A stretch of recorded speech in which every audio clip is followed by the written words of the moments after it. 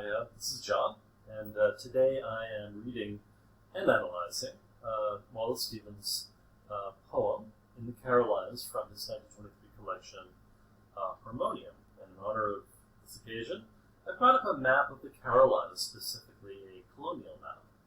Now, when you say, or in saying in the Carolinas, it's in a sense locating the poem, but the Carolinas are a region. And so there's a great deal of uncertainty where in the Carolinas we are. And it's, some have called it maybe I've called it, I think someone else called it a distanciation. Maybe that's the ugly word that people use. It locates, but then puts you ill at ease as to really where you really are, because there's just so much uncertainty about it. Also, the Carolinas are such a large region, relatively speaking, that you could even say they have their own climate, which actually helps inform some of what happens in the poem. So, let's read it first. Always a good practice. In the Carolinas. The lilacs wither in the Carolinas. Already the butterflies flutter above the cabins. Already the newborn children interpret love in the voices of mothers. Timeless mother, how is it that your aspic nipples for once spent honey? The pine tree sweetens my body. The white iris beautifies me. Now, I'm not really prepared to give a thesis statement at this point. I've read the poem, thought a lot about it. What I would say is that what is particularly noteworthy, sometimes even unpleasant, is the awareness of the passage of time, perhaps time passing more rapidly than you were aware, and it's leading to some distress on your part, and time ultimately leads us through to death. Now, again, that's very general. I mean, what doesn't that apply to? But I think, as we'll see as we immediately start analyzing things, we're going to start to see a kind of sense of surprise at change, perhaps, what's overcoming us, and perhaps there's even a degree of anger at it, even, dare I say, estrangement that we feel and that we react to.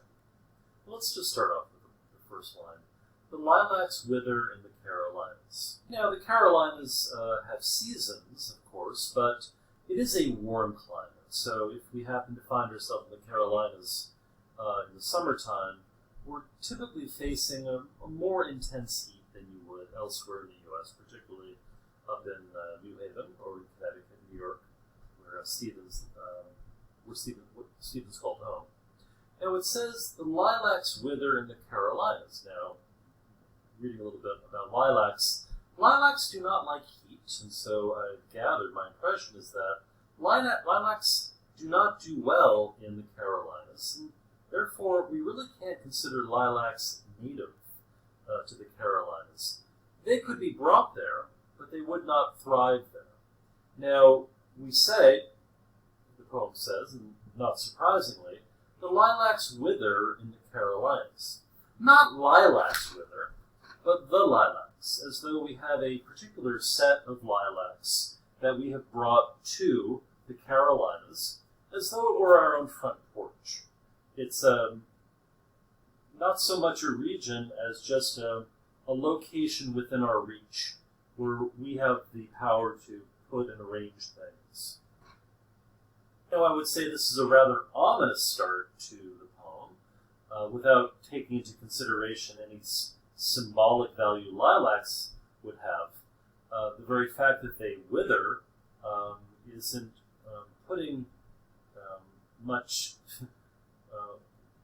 faith. We don't really have a lot of faith in in our prospects in the Carolinas. This is just a kind of as I said, a cloud on the horizon for us. Next line. Already the butterflies flutter above the cabins. Now, in saying already, when we say already, sometimes that means that something is happening prematurely. Something is happening before we expected and before we were prepared. So perhaps we already have this handful of withering flowers, and already something is happening way too fast. Something is perhaps overcoming us. A change is overcoming us. And what is the change? What is the development? The butterflies flutter above the cabins. Well, what this obviously could mean is that the butterflies appeared and they were in the air, meaning that they had already emerged from their chrysalises, from their pupal stage, and that in a sense they were born, let's say. They have come into the world, but really before I was prepared for them to come through. They flutter above the cabins. Now, what are cabins? Well, cabins are rustic structures. Originally, cabins are the level of technology, or the habitations of settlers when they come into a new place. Of course, the United States is a settler country, a settler colonial project, if you will.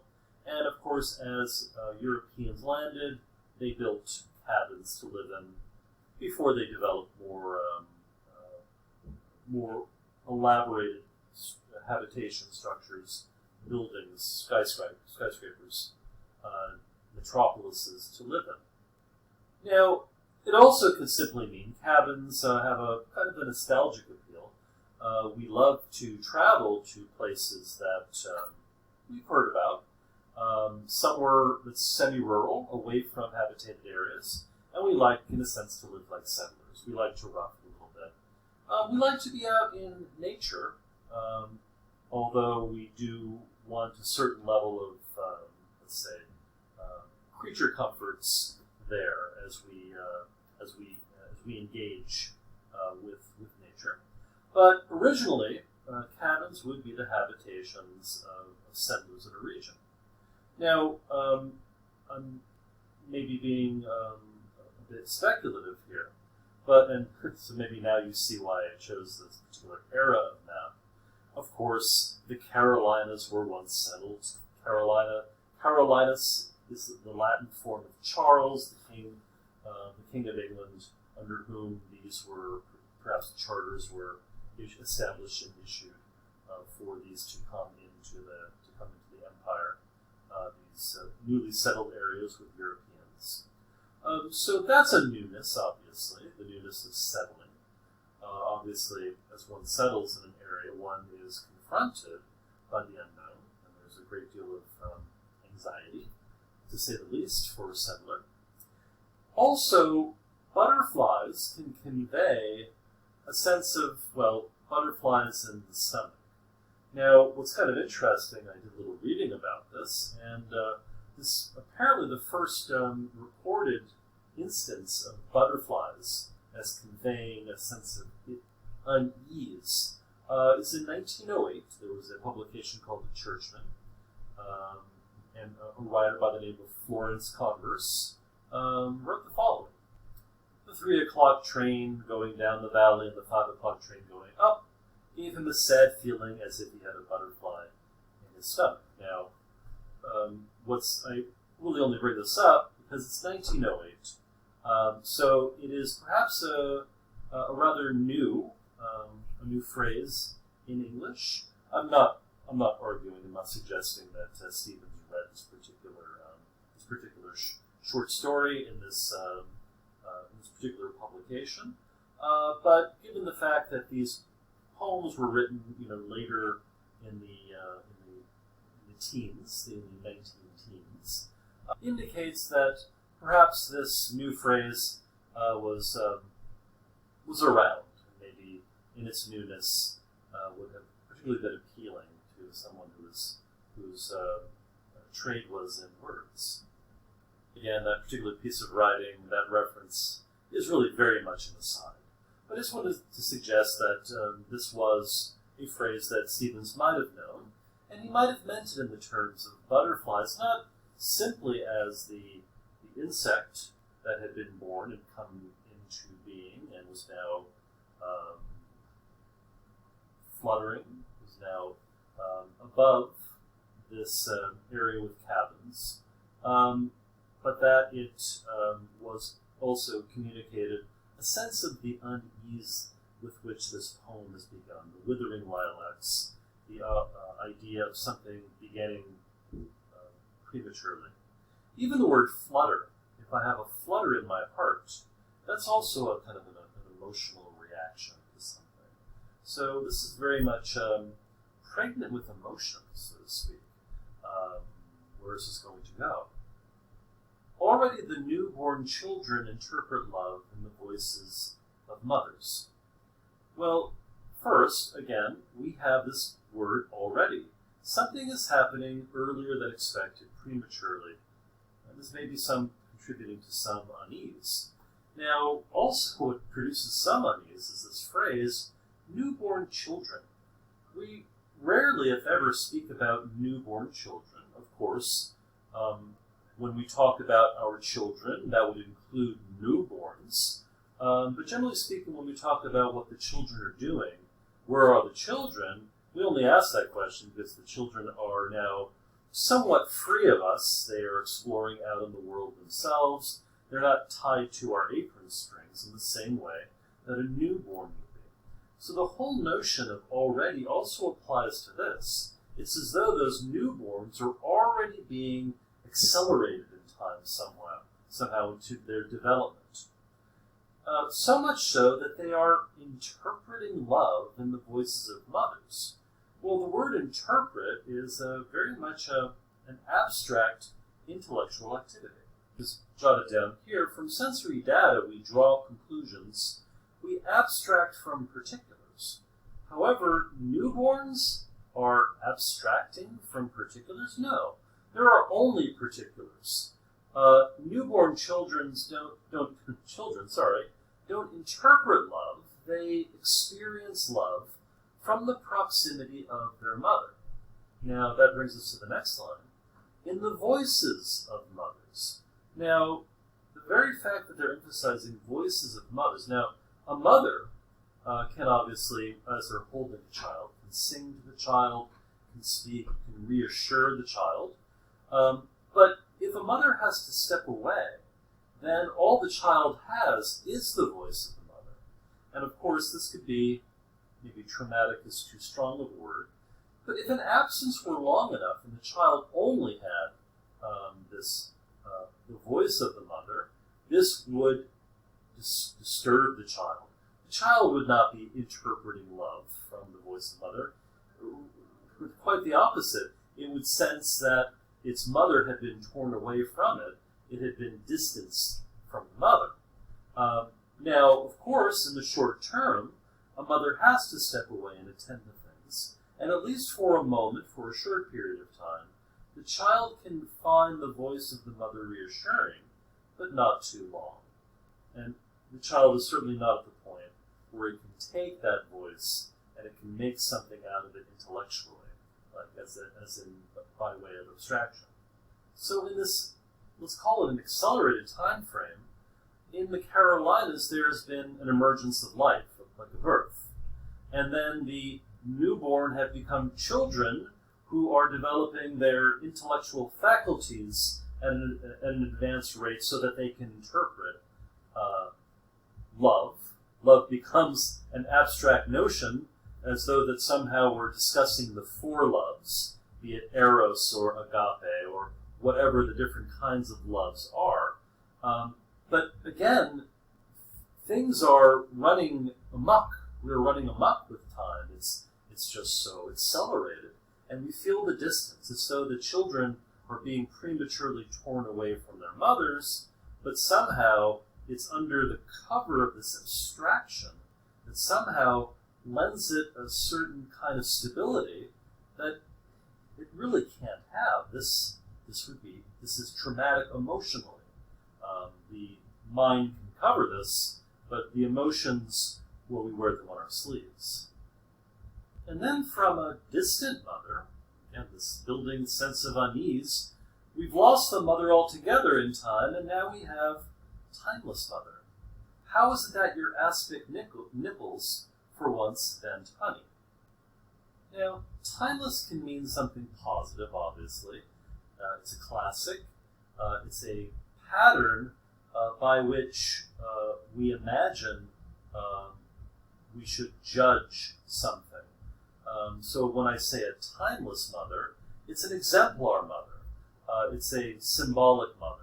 Well, what could this symbolic mother be? What could this timeless mother represent? I think we're dealing here with a metaphor. Well, one obviously is Mother Nature. Mother Nature is a metaphor that likens nature to a nurturing mother that produces and gives forth sustenance and allows life to carry on. We can reproduce ourselves only within this larger climate. In the same way that we are in the Carolinas, we are in a particular precinct of Mother Nature. Of course, mother can also symbolically be, the mother of invention. Now, needs abound in our lives. We can obviously satisfy some of those needs through our mother, but also the needs and necessities, the exigencies of life, are so great that it turns into let's say, a catalyst, a prod. It drives us to invent, to engage our abstract mental processes, to see things in the world, and then to create those things, to do things that nature does not provide for ourselves. Well, at least in part, nature must provide a certain kind of raw material, but then we take those raw materials and we process them into forms which we've imagined, we've dreamt up. Now, I'm talking about invention for a reason. Timeless mother, how is it that your aspic nipples for once vent honey? Okay. The phrase for me has a level of insistence to it, a calling into question. How is it that your aspic nipples for once vent honey? For once, meaning in an exceptional way, meaning that this is not what we normally have. We normally have to settle for something less. At this moment, we have this particular thing, honey. Honey obviously is a delicacy.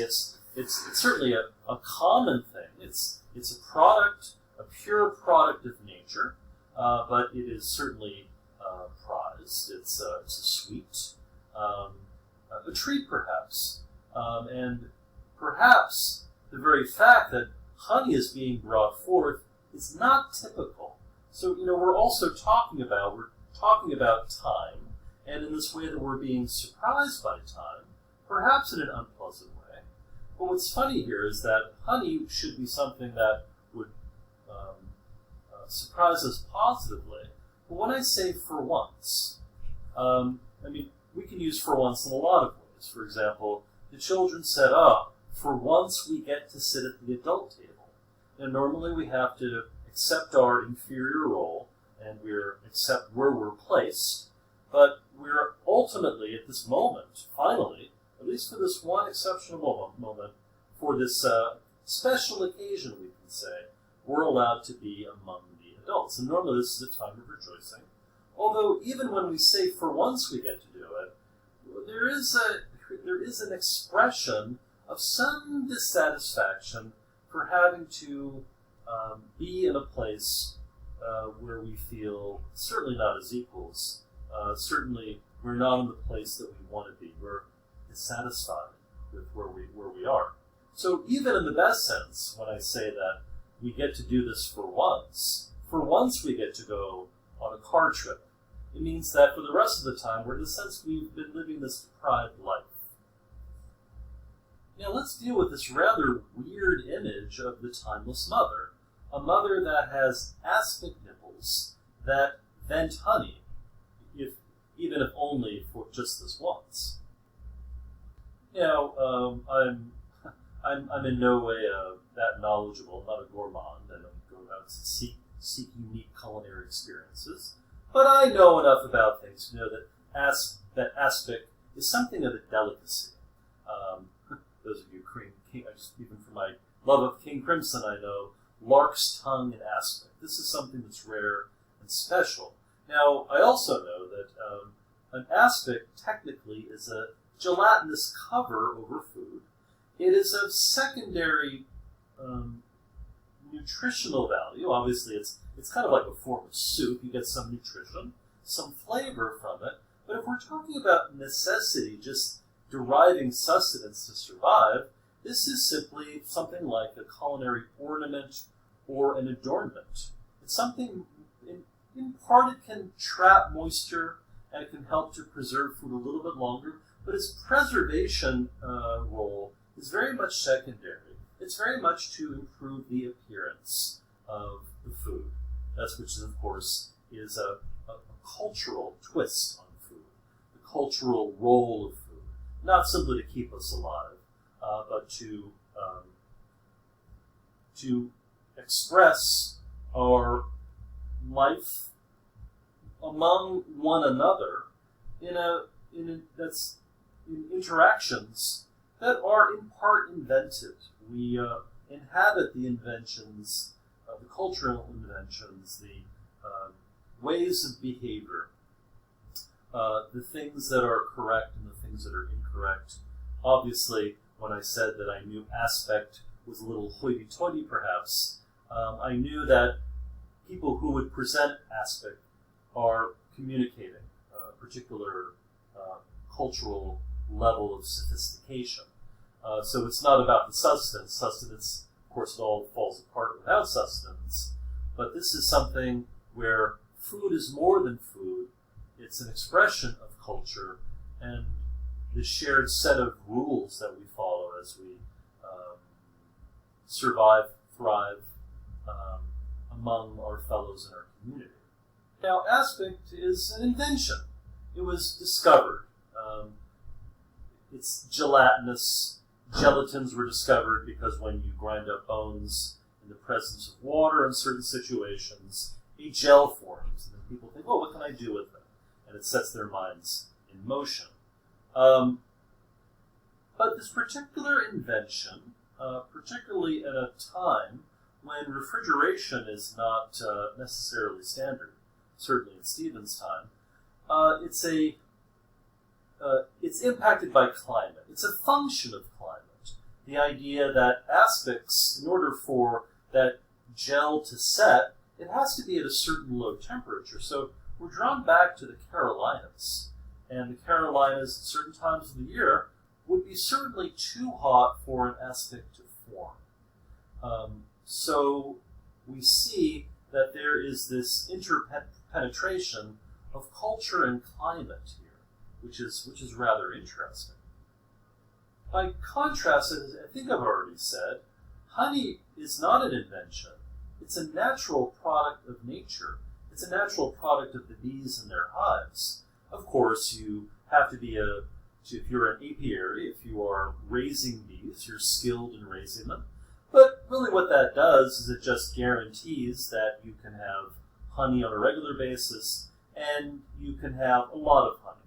So in that sense, human planning and human imagination allows us, this is a form of exploitation, but honey is itself the basis of the exploitation.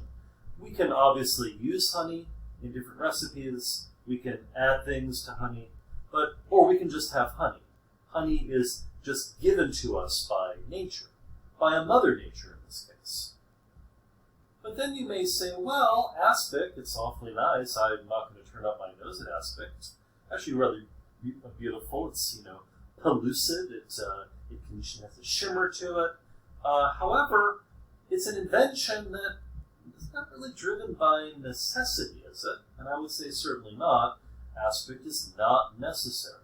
It's simply another, let's call it almost like a grace note on a piece of music. But of course, is music necessary? There are all sorts of inventions that are not driven by necessity, and so there are inventions which do not need to be mothered by a necessity. Now, what about this weird image, an aspic nipples? Does this mean that the nipples themselves are aspic? Or that the nipples have in themselves a covering of aspic? Well, what is a nipple? A nipple is an interface. It's an interface between where the child's mouth can access the mother's sustenance. And it's through this interface that the mother's milk reaches the child's mouth. Now, if you notice what I've done, to say nipple in this way is rather abstract.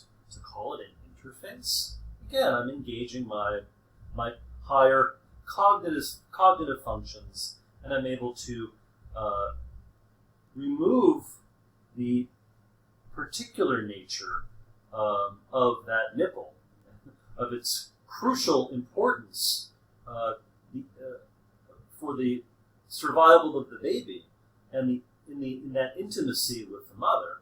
And I'm just treating it like another interface, another gate by which X reaches Y. Now, why am I abstracting from one thing? If it's a particular, why abstract it? Because it's not the only interface here. A vent is also an interface. Now, a vent is a necessity. A vent serves a need. A vent is the result of necessity becoming the mother of an invention. As we cook in the home, we produce lots of potentially noxious or unpleasant smells, odors, vapors, that if they collected inside would make everybody sick, uncomfortable. And so we create a vent. Perhaps at one time it could be a bellows.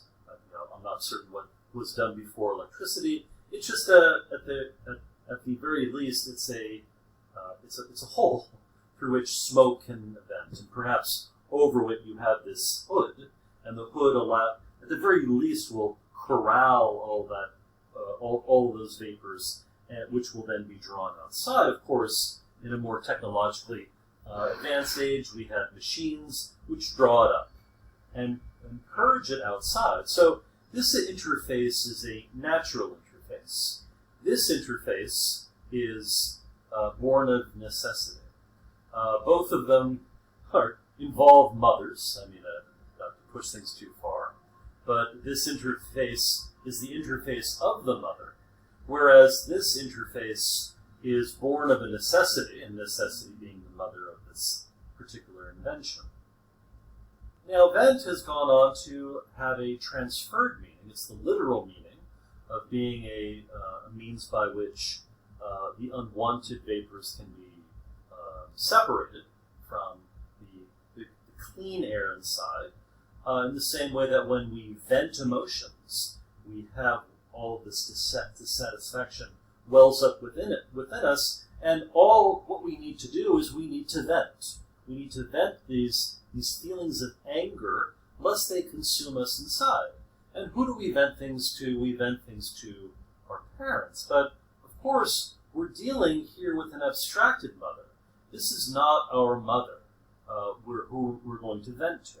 But, of course, if we're well-adjusted adults, the time's going to come to an end when we're going to vent to our mothers. Although we still can, depending on the kind of relationship that we have with them.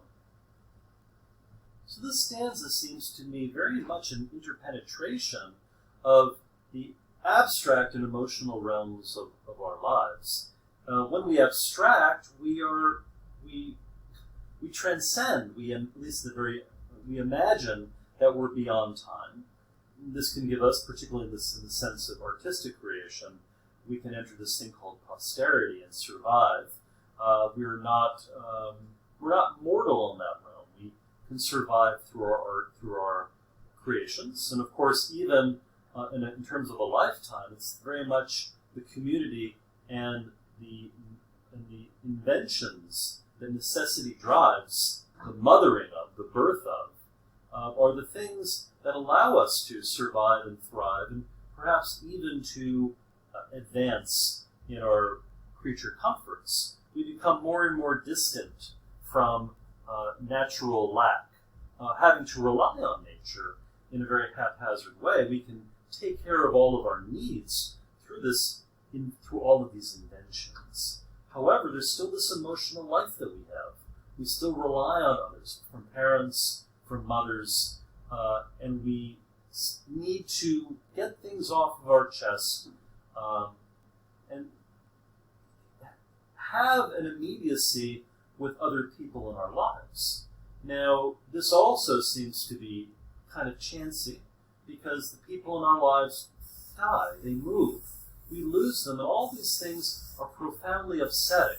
So, again, we have this heavy feeling of unease as time is accelerated, as things begin to change, and the things that we relied on get to be pushed away, as we are thrown more upon ourselves to engage these higher faculties, to abstract and to plan in order to grow up, to stop relying on the immediate presence of our parents to take care of our needs, and to actually, through invention, to either to avoid pain or to craft things around us, to arrange things around us in such a way as our needs can be met.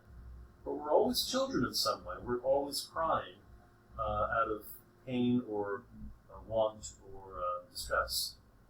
Now, there's also a potential biblical allusion here, too. It's not spoken of, but what normally comes out of, for the real mother, what comes out is mother's milk. And there is the honey here. And so this suggests the land of milk and honey, which is the lands that the Israelites came into possession of as a gift from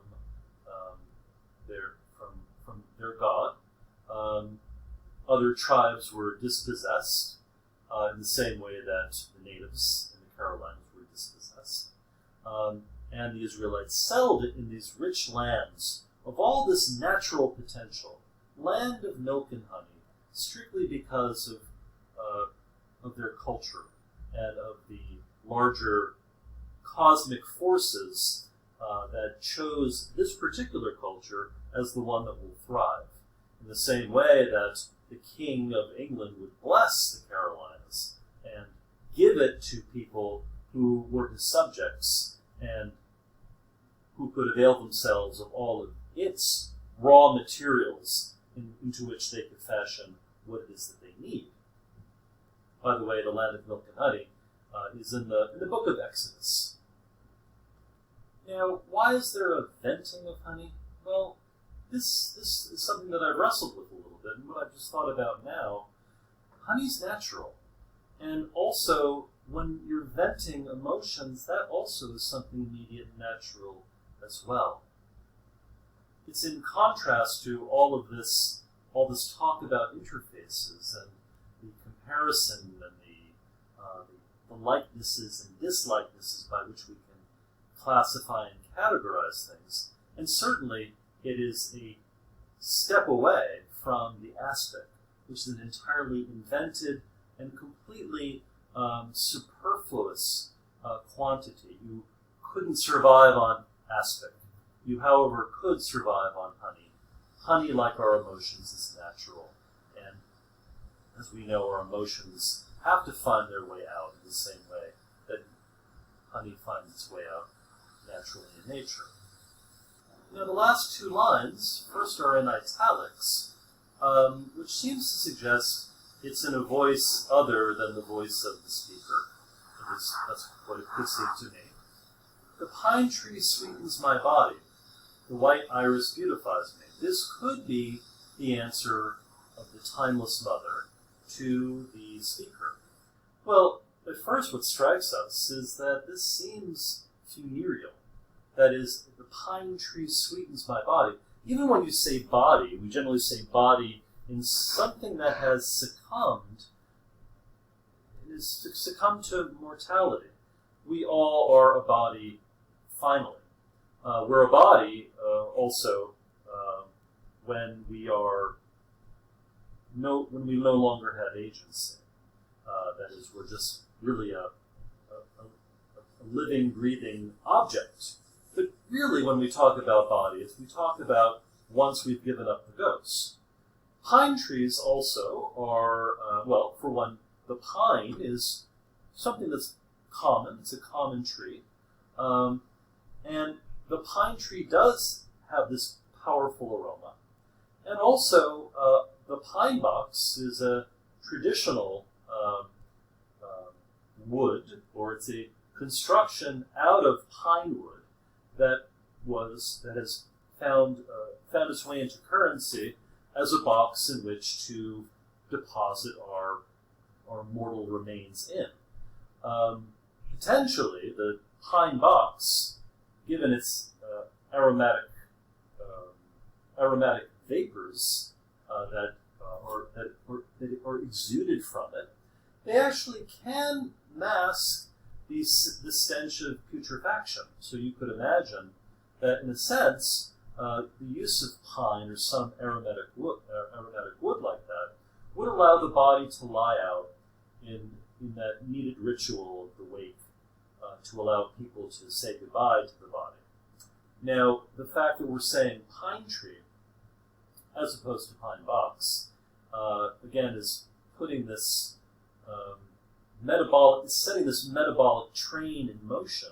That is, you begin with a pine tree, and again, through your invention, through your tools, you take that pine tree and you fashion it according to the needs that you have.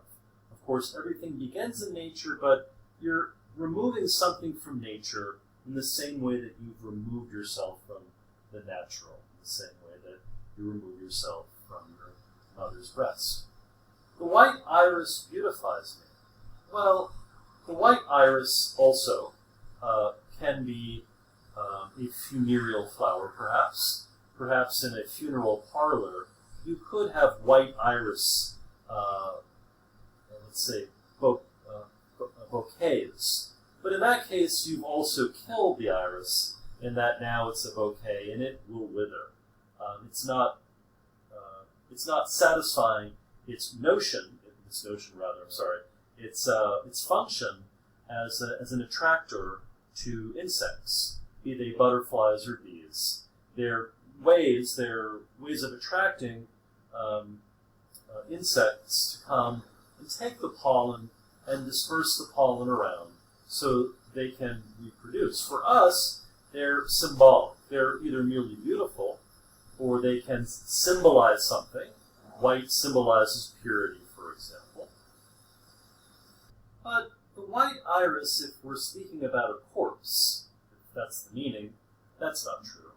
The white iris, even if strewn over the corpse, will not beautify the corpse. It will stand in real contrast to the slowly decaying form in front of us. The white iris could beautify a lawn. It could beautify an estate, or it could beautify the facade of a home. Again, we come back to the use of things, the application of things to a human realm. Although these things come from nature, they're drawn out of nature into a human realm. And again, we have to come out of the forests. We have to establish our settlements. We have to come to a place and set up shop the way the Europeans did in the Carolinas, in this land of milk and honey, or the Israelites did. We have to settle down somewhere, and we have to build a world, a human world. But just as we are estranged from the natural world, which is puts us at risk, because only really once you are in nature fully do you really have the greatest chance of surviving given a catastrophe. If there's a catastrophe in a city, how many people would survive that, given the complexity of these production chains and how we go about by getting our food? This metabolic chain is much more spread out, and we simply can't manage that on our own. And in the same way, not to get too long-winded, I am wrapping up here. In the same way that we're necessarily estranged from nature, we're also necessarily estranged from our mothers. We have to grow up, and we have to grow distant, and we have to rely on our ability to abstract, to have the greatest chance of survival in an often difficult world. Well, I hope that was informative. I really enjoyed this lyric. I just feel, in a sense, that emotions are laid far more bare than in other Stevens poems. I was quite surprised to see something quite so intimate as this.